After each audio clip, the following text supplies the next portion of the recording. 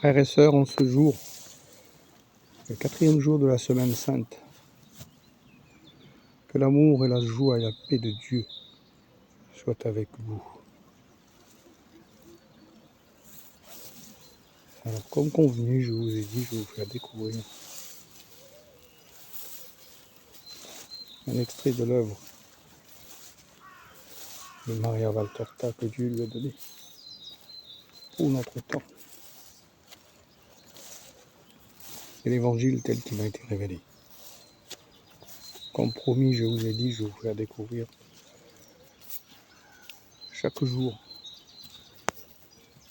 qui approche la résurrection de notre Sauveur et Seigneur Jésus-Christ. Que l'amour de Dieu vous accompagne, frères et sœurs. Dieu est là pour vous. Dieu nous aime, Dieu vous aime. Et Dieu ne vous abandonne pas. Il est là.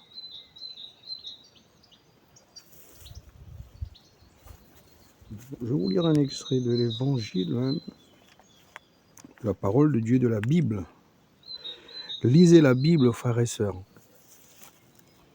En aucun cas, encore une fois, je vous répète,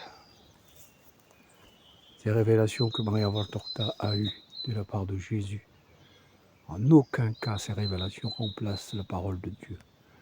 La Bible, c'est la Bible, mais il faut lire la Bible. Seigneur,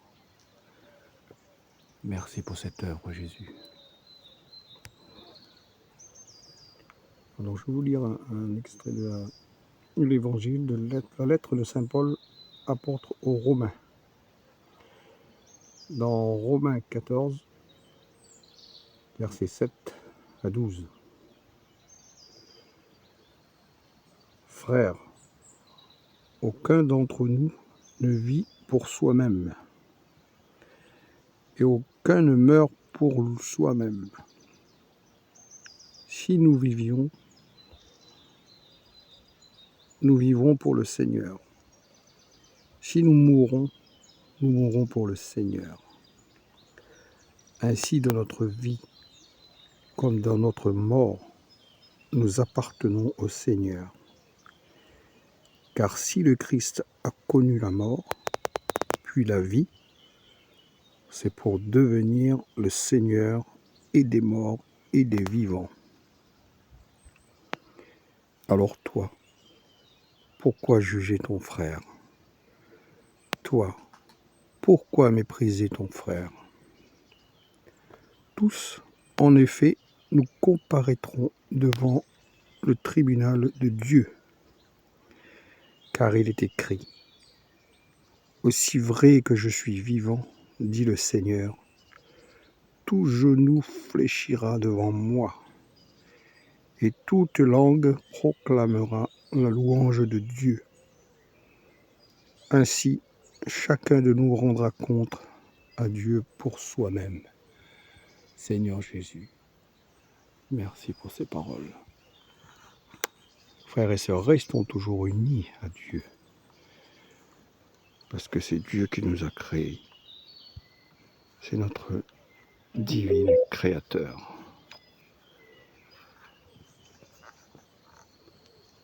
Je vais vous faire écouter l'extrait.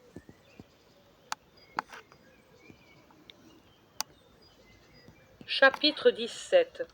Le jeudi d'avant Pâques, le jour. Un nouveau matin, si serein, si joyeux, il n'y a même plus les rares nuages qui hier erraient lentement sur le cobalt du ciel. Il n'y a pas non plus la lourde chaleur qui hier était si accablante. Une brise légère souffle sur les visages. Elle a quelque chose du parfum des fleurs, du foin, de l'air pur. Elle remue lentement les feuilles des oliviers. On dirait qu'elle veut faire admirer la couleur argentée des petites feuilles lancéolées et répandre des fleurs petites, candides, odorantes sur les pas du Christ, sur sa tête blonde. Le baiser, le rafraîchir, car chaque fin calice a sa gouttelette de rosée. Le baiser, le rafraîchir, et puis mourir avant de voir l'horreur menaçante. Et s'inclinent les herbes des pentes pour remuer les clochettes, les corolles, les palmettes de mille fleurs. Étoiles au cœur d'or, les grosses marguerites sauvages se dressent sur leurs tiges comme pour baiser la main du ciel transpercé. Et les pâquerettes et les camomilles baisent les pieds généreux qui ne s'arrêteront de marcher pour le bien des hommes que quand ils seront cloués pour donner un bien encore supérieur. Les églantines répandent leurs parfums et l'aubépine, qui n'a plus de fleurs, agite ses feuilles dentelées.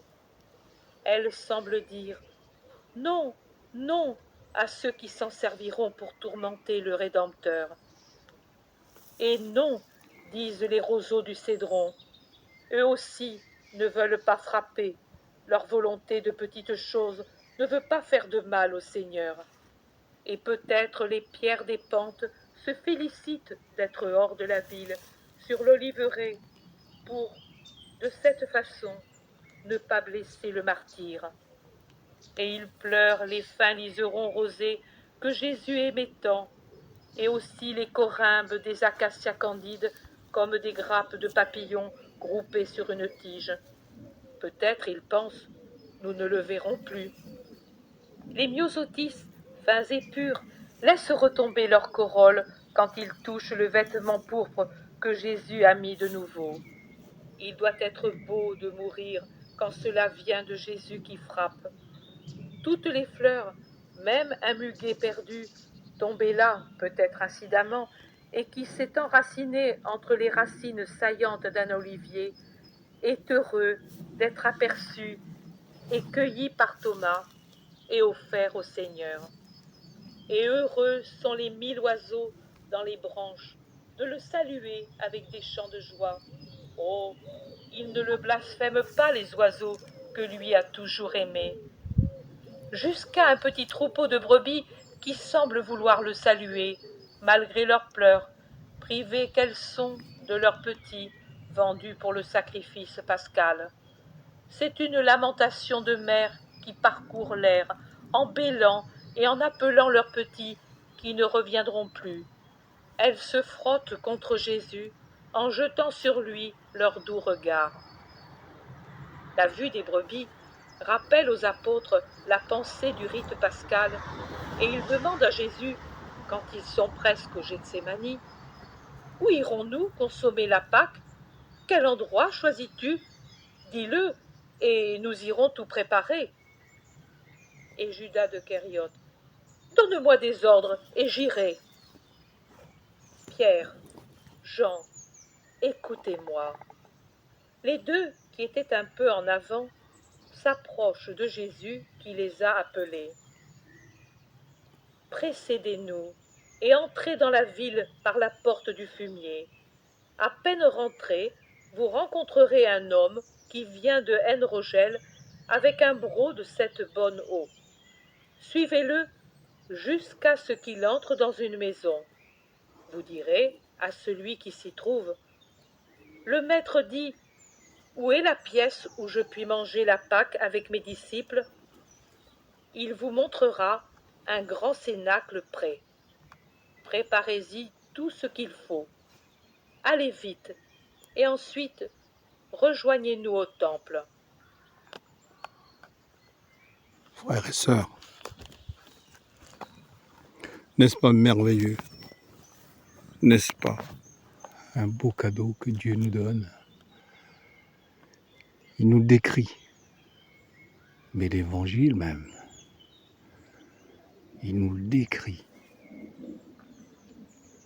avec plus de détails, voyez-vous. C'est fabuleux. C'est fabuleux, frères et sœurs. À travers cette œuvre, on ne peut pas être indifférent.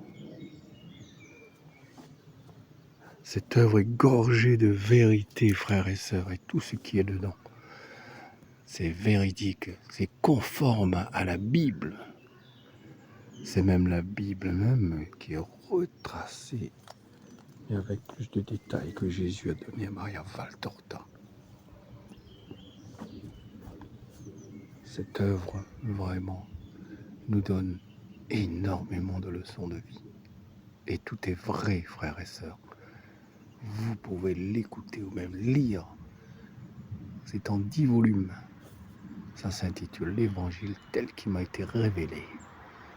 Et c'est cette femme qui était alitée dans son lit, qui recevait tous ces dictées de Jésus. Elle a écrit 122 cahiers au total.